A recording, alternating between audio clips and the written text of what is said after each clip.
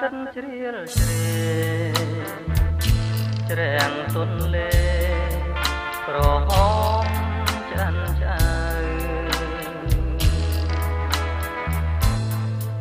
បងខំស្រែកហើយហើយឈ្មោះពើតើអូននៅទីណា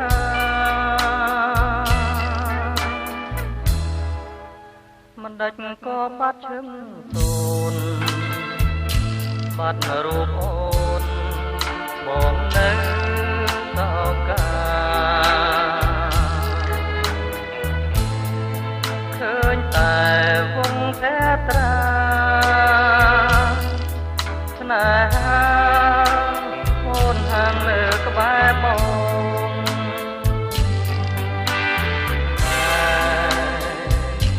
ព្រោះតែស្នេហ៍ចិត្តអត់ប្រាបែកចោលលួនអងចិនដាចងចាំរយឆ្នាំនៅតែករកឈ្មោះលួនអងដែលបងប្រាថ្នាចាំ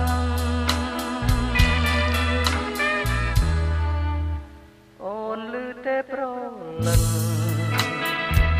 ពេលមកនឹងបងនៅតែទ្រាំចាំអូនវិលមករកបង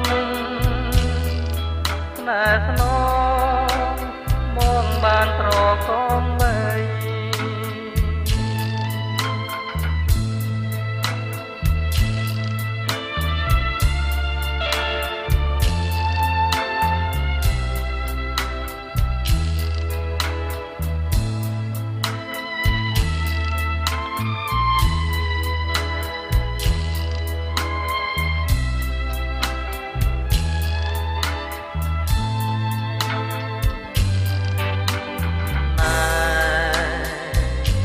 ព្រោះតែស្នេ